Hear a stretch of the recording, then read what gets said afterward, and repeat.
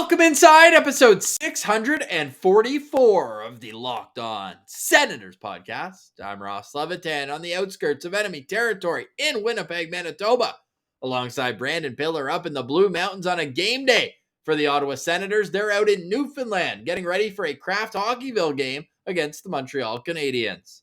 And according to Kevin Weeks, the Ottawa Senators are actively working to get a contract extension with Alex DeBrincat. So we get into some possible contract projections. All that, and Magnus Hallberg has officially blown up the internet more than Kevin Weeks, arguably, with his new setup for the Ottawa Senators. All that coming up on today's edition of the Locked On Senators podcast. It's your team every day. Locked On Senators, your daily podcast on the Ottawa Senators. Part of the Locked On Podcast Network. Your team every day.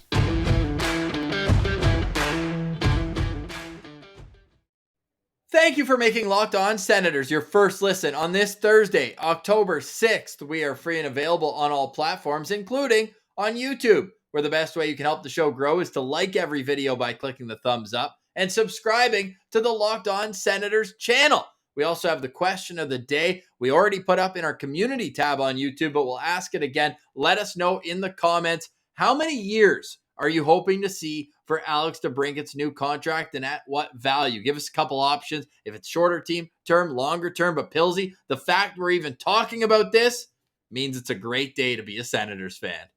Ross, we are now so spoiled as Sens fans. I think Liam's Martian mentioned this to us. Like we're just so used to, young, talented forward is up for a new contract. Just give him 7 years, lock him up big time. It's nice and easy. That's how it goes in Ottawa these days. So I'm sure Sens fans already have in their mind long-term extensions inked, but Alex DeBrincat, not a guy drafted and developed by the Ottawa Senators. So I think maybe it could be a little bit different scenario than the ones we've previously seen. Arguably the most talented player on the team. He is the highest paid player in terms of real money going into his pockets at $9 million this year. On an AAV, though, he's 6.4. If you go all the way up to 9, what he's making right now, we know the structure of the deal could be any which different way. But do you think that's a fair number to start at with Alex DeBrincat on a long-term extension? I think you're looking at 9. Yeah, like it'd be kind of silly for him to negotiate under 9 since that's where his qualifying offer would be. But sometimes when you get extra years of stability, you're willing to go down in value. But when you're a 40 goal scorer in your mid-20s, you have a lot of the leverage here, even though he's an RFA. So I'd be surprised if it's anywhere lower than that. Like at the very least, it'll be more than Timmy at the very, very least. So I'd be shocked if it's below 9, regardless of the amount of years. How recently, though, was it where Alex DeBrincat, and understandably so, was talking about how he wanted to settle into Ottawa, see how the fit was, see how everything was going off ice with his young family. He's got a kid under the age of 1, a young wife at home. And now we're 3 preseason games into his Sens career, and we've got contract negotiations? Hey, he settles quick. Maybe that's what that is. I'm not too active on this because I think it might still be some time, maybe it's one of those cases where there's smoke, there's fire, right? I think probably they're engaging in talks. How serious it is, that remains to be seen. But certainly it's a good sign. Like Kevin Weeks, he said, keep an eye out for a Jason Robertson deal. And hours later, he gave that look on Twitter as Ross pulls it up here on YouTube. Kevin Weeks loved the breaking news from everywhere and anywhere on Twitter. Need to get him on the show. Absolutely. Yeah, that'd be a great guest. But he called that one. So obviously he's got some good sources. So, I mean, if you're watching this on YouTube, you can see, keep an eye on the Dallas Stars, he says yesterday morning. And then an hour later, he goes, I'm told the Sens are actively working to sign DeBrincat forward, not effing DeBrincat, although that could become a thing, to a contract extension. Situation remains fluid. And then hours later, he breaks the Jason Robertson signing at whatever time of night it was. I want to say it was like 2 a.m. He's like, no, I'm good. I live in New York. It's the city that never sleeps. And I trust Kevin Weeks. Now, there's also been times, I believe it was our boy Kadri Sens on Twitter, who brought up that he once tweeted out about Jake Allen negotiating a long-term extension with Montreal, and it materialized 4 weeks later. So just because he's saying this, and I know a lot of Sens, fans, myself included, lost a bit of focus at work yesterday when this news came, smashing the refresh button on Twitter, wanting to be the first to know, the first to see, the first to understand what this contract could and will look like. But deep breath. It's just an amazing thought that this is even a negotiation right now, because it would be so understandable for DeBrincat to say, you know what, let's wait until, if not the end of the season, at least the All-Star break. Let's negotiate then. But hey, if you can lock him up before he sits through an entire Canadian winter, that could be the play. Well, Ross, I don't think the winter is as much. I mean, he lived in Chicago, so it'd be similar winters, right? I think it'd be more the fact that, similar to Timmy, lock him up before he gets a full season playing on a line of DeBrincat, Tim Stützle, and Claude Giroux, because that is probably going to boost some value there. So I think that's where it would be at. But the comfort for Sens fans is we don't need to be so pressured to be looking for a deal to be done. We have that nice little safety net of that RFA, that blue square on Cap Friendly. Makes me feel all warm and cozy inside, Ross. It's a good feeling. Well, watching Alex DeBrincat rip pucks makes me feel warm and cozy inside, like he did against Montreal and like he did twice in the game before against Montreal, including the OT winner. It took how many seconds for me to fall in love with him as a player? 3, 4, 12, we'll say, to match his number. But this guy is an absolute star. And having Giroux there, like, the more that we discuss this and dissect, as we have all summer long, Giroux's going to be the straw that stirs the drink. Like 32 Thoughts, they did an unbelievable podcast where they had how many Senators on? 10 upwards of, with the coach like and the GM. Like, Claude Giroux is the only guy who's like, yeah, playoffs. Like, he is the most demanding player in that dressing room. I think Brady leads by example. He's always in the fight. Giroux brought him up as a guy who he hated to play against, and how Tkachuk dictates the way that he plays. But I think in terms of a dressing room leader, and again, this is us on the outside looking in, he's going to be the guy that gets in guys' faces when they're not playing well. And I think that that's going to go a long way to pushing this group to the next level. Well, and I think too, Ross, is you mentioned Brady Tkachuk leads by example. Brady Tkachuk's only experience in the NHL is losing rebuilding seasons. Claude Giroux, different story, right? He's been in the playoffs a lot in his time as a Flyer. He's been a captain a long time. I think the stat is he's taken over 17,000 faceoffs in the NHL. So like he has the experience to back up his knowledge and his wisdom that he's going to be giving to this team. So that's something where Brady doesn't have that. So you can lean on Giroux for that. I snapped it around there just like Giroux and DeBrincat have on the ice through this preseason back and forth, but they'll have a new center to play with today. We're going to touch on the lineups for tonight's game. I know we're recording a little late today. I got pushed to the morning shift today, so it's 3:20 right now as we're recording. The Senators playing out in Newfoundland, which means it's an earlier start in the Eastern time zone, as you got to add an hour and a half. And I know we got a ton of great listeners out on the Rock. We're going to enjoy tonight's game. Lots of people asking where you can watch this game as well. I think TVA Sports, TVA, I think it's the French broadcast. I saw Patty Lalime buzzing around the rink in Newfoundland out in Gander. And I think that you're all likelihood going to have to watch the French broadcast this evening. And isn't it strange? Isn't this the Kraft Hockeyville game? We watch commercials all year long about how they pick it, and then they get the game, and it's not on broadcast on Sportsnet? Yeah, I don't understand how this is a thing. And no disrespect to the French viewers. That's great that they have their French option. Sure. But why is it not set up for both options? For both to be easily streamed? I don't know. I mean, again, spoiled Sens fans. They get their 8-year contracts, their 7-year deals, and if their games aren't on TV, we riot. But in all honesty, we'll touch on the one notable change down the middle for the Ottawa Senators, and just get into if this could be a thing we see sporadically as well through the regular season. But first, Pilsy, you got a word from one of our favorite sponsors. Yep, preseason is still underway in the NHL, so get your regular season futures in, player props, all those kinds of things, and do it with the trusted online sportsbook of the Locked On Podcast Network. You guys know who it is. It's betonline.net.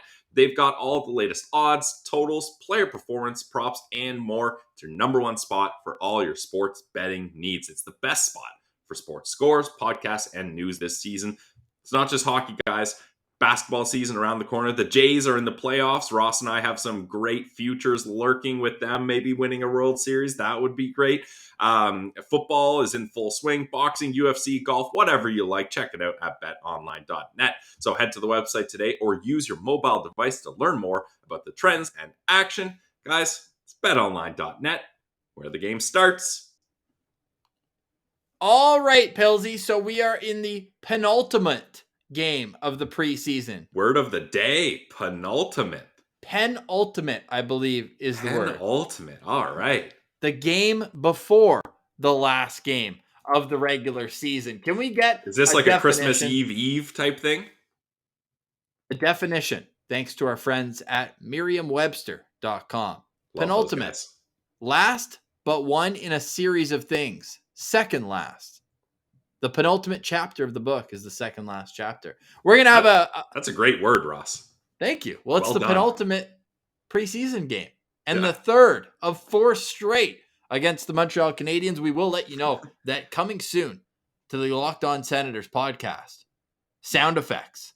Yes. And potentially a smoother sound, as we got this board here if you're watching on YouTube. This beautiful soundboard. Here, I'll turn it on for the people. We've invested in the podcast now. We're at that level where we're making moves up. Yes, we are. And I mean, like, how do you not love the colors? Look at that. The colors. So these buttons on the right are actually going to be sound drops. And we put out a tweet at Sens Central because we want the best sound drops of all time that we can put in there. Obviously, if someone scores 4 goals in a game, that's absolutely sick. That's the easiest one. And we've got so many great answers there from Player Probably 61. Not has to be there. Yes.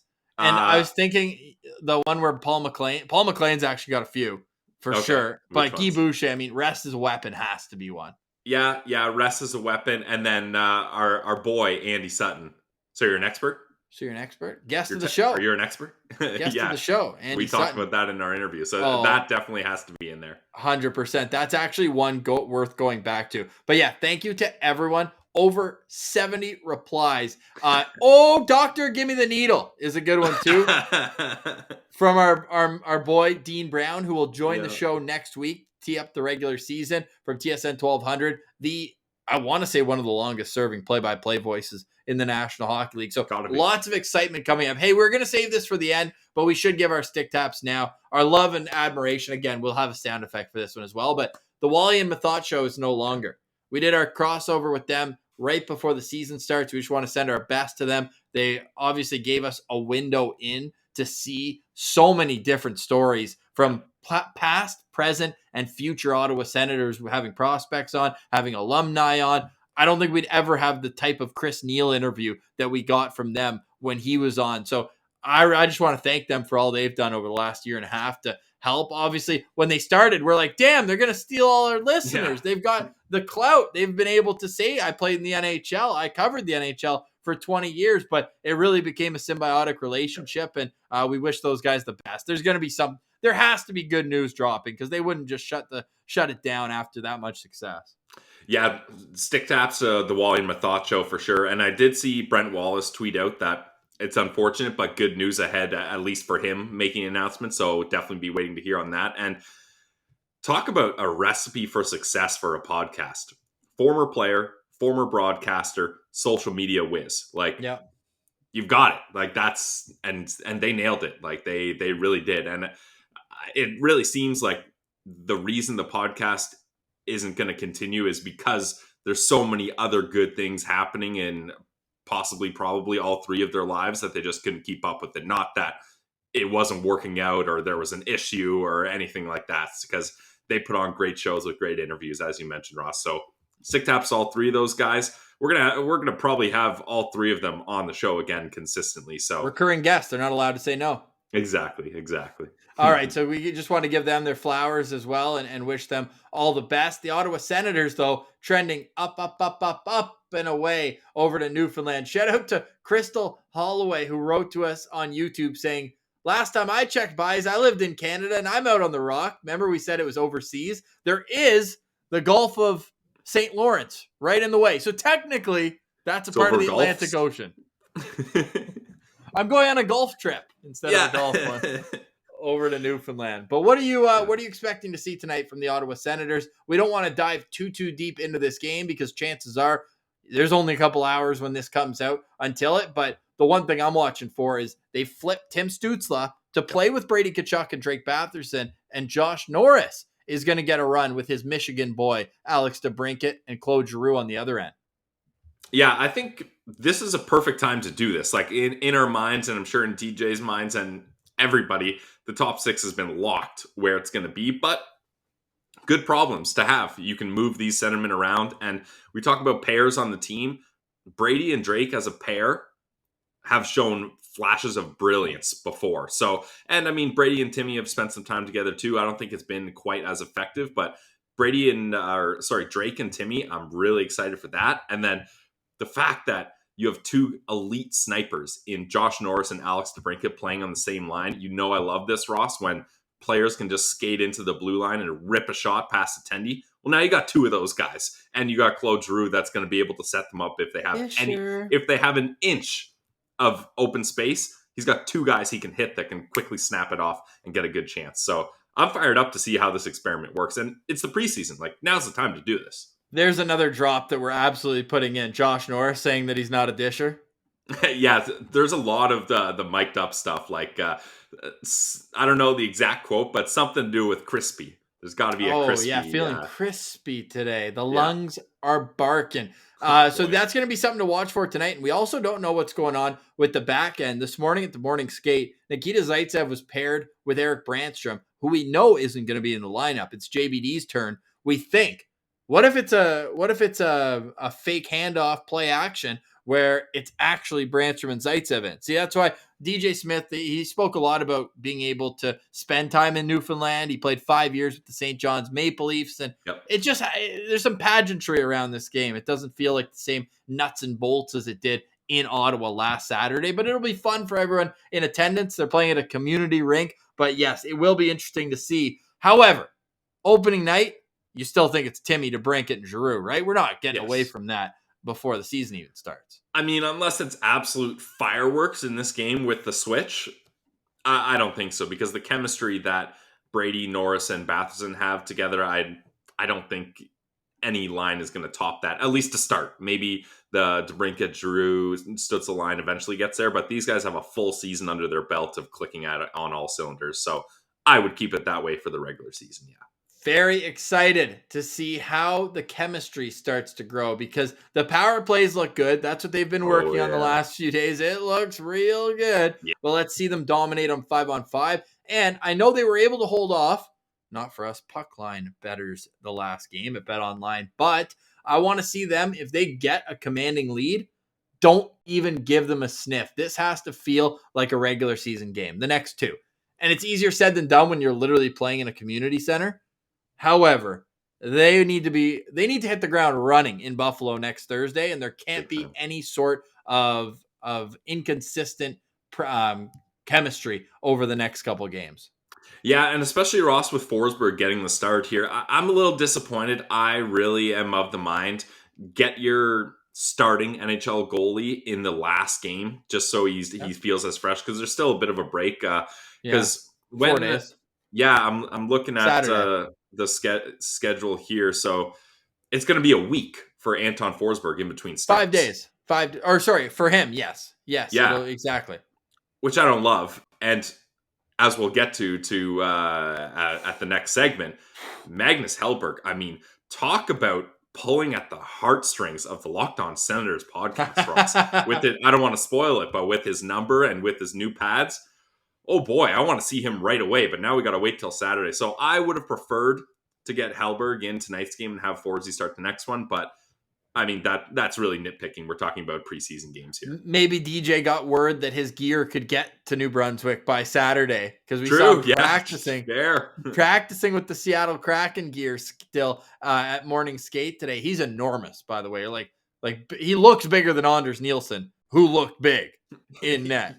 Yeah, Nielsen was an absolute beast. So coming up after the break, we will touch on Magnus Hellberg's gear. Hopefully, if you're watching on YouTube or if you're in your car, we'll try to describe it. We'll have some theater for the mind, as Gord Wilson would say. But we're also going to tell you who the Locked On hosts voted for in the preseason power rankings. That got a lot of play on social media. Stay tuned. For Brandon Piller, I'm Ross Levitan, and we'll be right back right here on the Locked On Senators podcast. All right, Pilsy. Oh boy. Magnus Hallberg coming in with style and grace and number 39. I know you love to see that. Number 39, Dominic Hasek's number. I like any goalie that does that, I'm immediately going to like. And then, Ross, this is no surprise that Magnus Hellberg's new setup is absolutely stunning because he has a track record of looking good and playing good. So it was more just how is he going to wow us? Not is he going to wow us? How is he going to do it?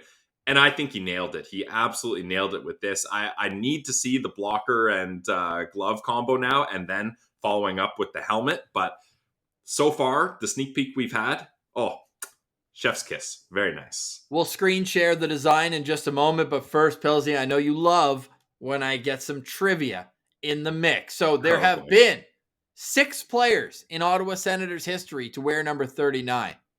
Dominic Hasek was 4th. First, it was Joey Juneau, then Josh Langfeld, then Jason Spezza, who peeled off the name bar to reveal Dominic Hasek at that news conference. But since Dominic Hasek, who are the 2 Ottawa Senators to wear number 39? Neither were a goalie. There's your first hint. Well, I retweeted the one answer. The number was last worn by Andreas Englund in 2019-2020. So there's one of them. Okay. And for some reason, I want to say Brian Gibbons. No, not Brian Gibbons, but I like that. I like you pulling Brian Gibbons' name out of thin air. Would you like to try one more? I actually don't think you're going to get it, although he did have a few. He had one in particular moment with the Sens in the 2012 playoffs. He also scored a triple. He also scored a triple overtime goal for the Sens, if not double. I think it was triple. Corey Conacher? Nope, defenseman. People are punching the steering wheel. I think people are going to get it. He's from Winchester, Ontario. Thomas Pricing? I think you're going to know who this is. I know you get mad when I do all these trivias that you aren't sure. I'm not a numbers guy, so I suck at this. I'm going to call it there for the viewers and listeners' sanity. That's it. I gave my best shot. It was triple overtime that Matt Karkner scored a goal. Oh, damn. In the 2010 playoffs for the Ottawa Senators. Matt Karkner is your answer there. It goes Matt Karkner, Andreas Englund, and now Marcus Hellberg, who is going to look good, feel good, and play good. I pulled up the preseason power rankings we're going to get to, but I need to pull it up. It's all over Twitter. Go follow Goalies Only as well. It's Brian's website on Instagram. And how ironic that we just put up a poll on our communities tab. Go check it out on YouTube. Subscribe to the channel, where we asked, what's the best Sens setup? And 2 of the 4 potential answers were Brian's gear. I love the Brian's gear. They've always been my favorite for the Senators, at least, for sure. Yes. Ray Emery with the Brian's DX2s, and then Anders Nielsen with the Brian's Beast. Craig Anderson had Brian's as well. His were always like decent to good. Yeah. They weren't bad, but nothing like this. Magnus Hellberg with it's basically the logo that we're unveiling for Sens Central. Yeah, it's very similar. Yes, you're right. But the one, like the laurels on the straight edge outer part of the pads, that's perfect. That's the thing. I need the Senators to really unleash the power of the laurels. Like, that is so good. They need to use it more. I've said it. If the reverse retros do not have the laurels, I will be utterly disappointed.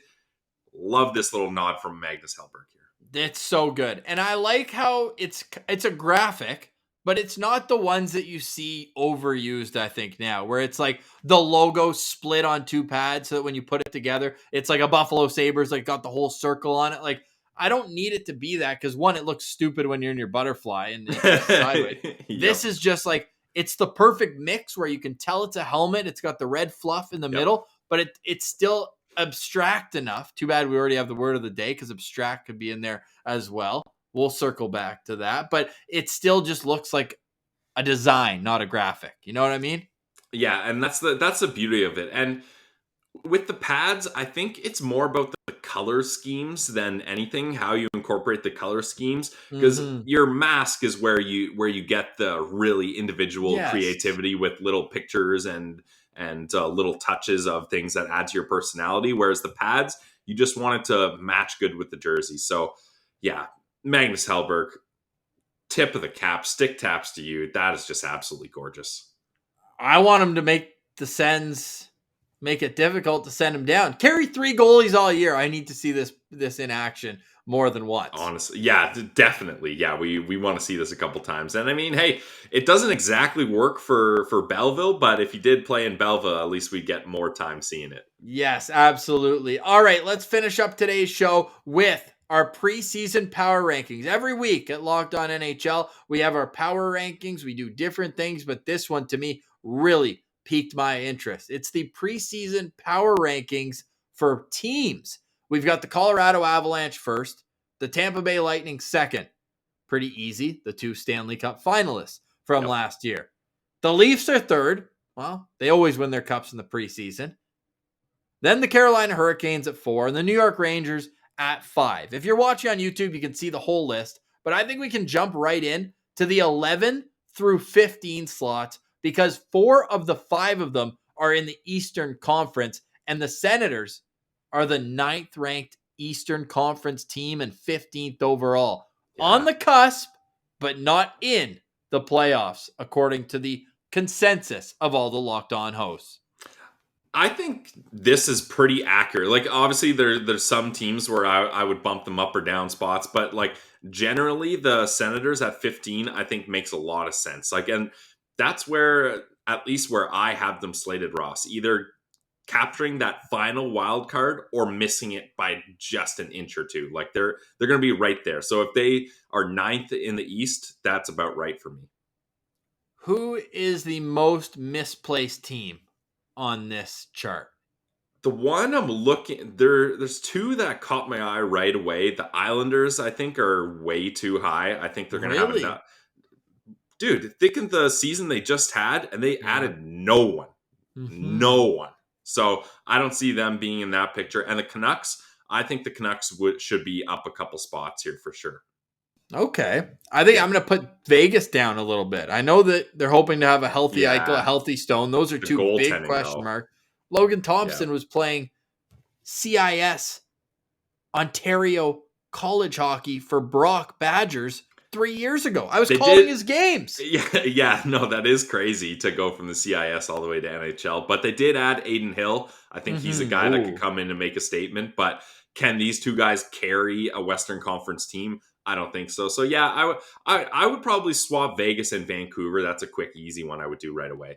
I would probably swap them, and yeah, you can call me a homer or whatever, but there's no way Winnipeg's as bad as they were last year, and they still have Hellebuck. They still have Kyle Connor, Nikolai Ehlers. I don't see them being 24th. Like, I don't think they're a playoff team, but I think 24 is probably a little harsh too. Yeah, but we talk about this with the Jets all the time. If you just put their team on paper and put them through the DOM simulator, they're probably easily a playoff team. But I just feel like that dressing room is about to explode. We'll see. So I agree. They're probably ahead of the Devils and Red Wings, but I don't got them in a playoff spot just because I think there's some weird things going on there. I'd probably flip them with Columbus. Would probably be my flip-flop. Put them at 20, Columbus down at 24. But if you want to go see the whole list, we tweeted it out at Send Central. The Montreal Canadiens in 28th might be a little high for them, honestly. Yeah, I would agree with that too. But the Arizona Coyotes at 32nd, I think universally that is accepted by everyone. 32nd in attendance and 32nd in the Locked On preseason power rankings. The Ottawa Senators split the difference, basically finishing in 15th place, one below the Washington Capitals and one ahead of the Los Angeles Kings. The LA Kings, by the way, talk about a facelift, not only on the ice, but Eddie Garcia has been doing a great job since taking over that show from the wonderful Sarah Avampado, and we're excited to see the growth of the whole Locked On network. As you can see, we've got a show for every single team. The logos are right beside each team, so make sure you're checking out each and every one of those as well. Crossovers coming soon, and we've also got to wrap up our division crossovers this weekend with Buffalo, Boston. We're hoping to line up the Leafs fellas as well. Mike Stefano's a tough guy to nail down, but we're very excited for an awesome season coming up of Locked On Senators hockey. How fired up are you for the postcast, Pilsy? Because that's something that I've been chomping at the bit to get this back on the rails. Yeah, the postcast is just great for maybe new listeners of the show that just came on in the off season. The postcast after every single Ottawa Senators game, and I have booked off work 82 separate dates. You can figure that out. I will be watching every single one and be available for postcast. Plus playoffs. Yes, exactly. So after every single game, within probably 15 minutes of the final horn, we get on a stream. Me, Ross, usually the Leams Martian, and it's just kind of, hey, let's just chop up our immediate reactions of this game. Except this year, we're going to do it a little differently. And we have a minute right now. So why don't we explain to the good people out there what the plan is for the postcast this season? We've also added as a off the bench backup goalie, but energy player. We've got Brennan from @Everyday Sens. This guy puts in so much blood, sweat, and tears. He's got his website up, everydaysens.com.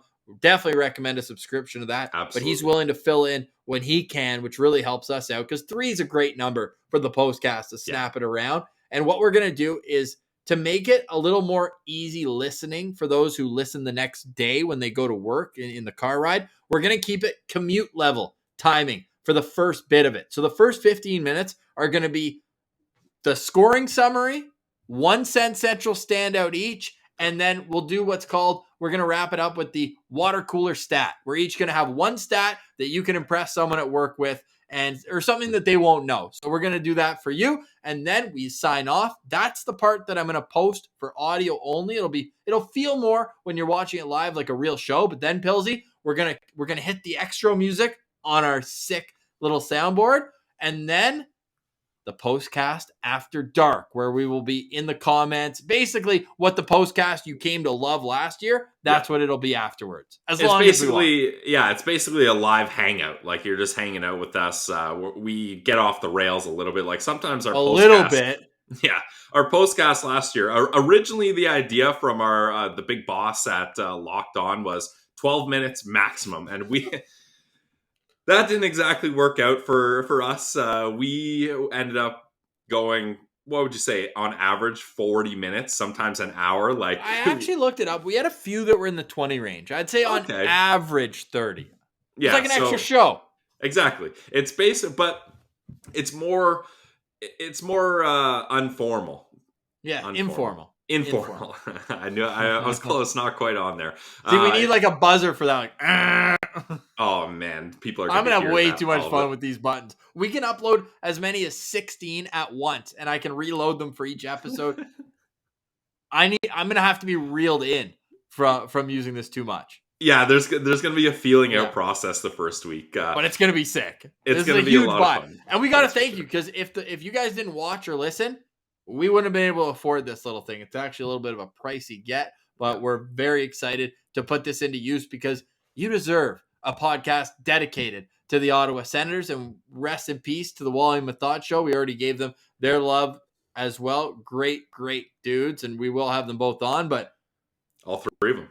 We're taking over this year. The Sens are coming. Yep. We're coming. The postcast is back. Dean Brown's coming on next week. Can I tease the other guys? No, okay, you can't. No, fine. You can't. I won't. It's big though. Let's just say that it'll be one of our biggest episodes. That's for sure. However, I will tease another friend of the show coming on because the recurring guests, we'll just chirp them if they don't come on, but we know that she's good for it. Cheryl Pounder will be on the day after the second game of the regular season. that she happens to be an analyst for. So we'll have her on the next day. So you'll still get sporadic guests. Interview season is behind us. Hockey season is here. Pilsy, have you heard the Sens are back? We've said the Sens are back. I've heard the Sens are back. And now I can confirm the Sens are back. Well, the Sens can be back if they get this gentleman signed. Alex DeBrincat. That's the news of the day. That's the title of the episode. That is just phenomenal. But the fact that we don't have to dissect it a whole show because there's so much more to be excited for speaks volumes to the light at the end of the tunnel. Hopefully. Cautious optimism is the word of the preseason for sure. But when you see the talent that Alex DeBrincat has shown over this preseason, any long-term deal in single digits is a win for the Senators. Is that fair to say? I mean, honestly, any extension, Ross, I would say is a win. And I know that that sounds like low bar, but it was sad because the Alex DeBrincat news went very quickly to all-time high. Oh my God, we got him. We didn't give up any roster players. What a great deal. To 5 seconds later being like, oh crap, what's his next contract going to be like? So if they can extend it at all, that's a win in my book. So it'll be interesting to see how it goes. If he signs before our next show, we'll have an immediate reaction video. That's why you should be subscribed to the Locked On Senators YouTube channel. You can also follow us on social media, lockedon.senators on Instagram and at Send Central on Twitter. Let us know in the comments as well if there's anything in particular that you want to see from the show this year, and we'll make it happen. It's the show for fans, by fans. We want you to be a friend and tell a friend. And go eat Shawarma Palace. We got another ad for them tomorrow. The initial response has been overwhelming. Absolutely love it. I can taste the garlic breath from the other side of the computer. Pilsy, after we record tomorrow, I'm sneaking home to Ottawa for a quick Thanksgiving. I'm going to make it in to Shawarma Palace. You can't go to the nation's capital without eating Shawarma Palace. So we're very excited for that. Pilsy, any final thoughts? We're going to see each other for the first time in a while in just over a week. Yeah, no kidding. And it's not going to be just a random bump in. It's going to be the home friggin' opener of the Ottawa Senators 2022-2023 NHL season. So that's going to be incredible. If we're just doing news and notes here, Ross, also, we got a couple other local ad sponsors in the works here. We won't get too far into detail, but we got a couple more sponsors up our sleeve. And the merch shop for our merch is also in the works. We're not sure when that's going to be done, but if you guys thought the Send Central Citizen shirts were awesome, that was just what two knuckleheads, Ross and I, could pull together. We have a full team doing a website and production and graphic design. This merch shop is going to wow you, so stay tuned for that. And it's led by our boy Graham Scott. Shout out to him as well. Sensual Healing. I got that on Twitter as well. My final note is game-winning goal for Carson Latimer in overtime. For Prince Albert, nice little wrister from the high slot. So Lats is on the board in the WHL season, rocking that A on his chest. But for today, we say goodbye for Brandon Piller. I'm Ross Levitan, and this has been the Locked On Senators podcast. It's your team every day.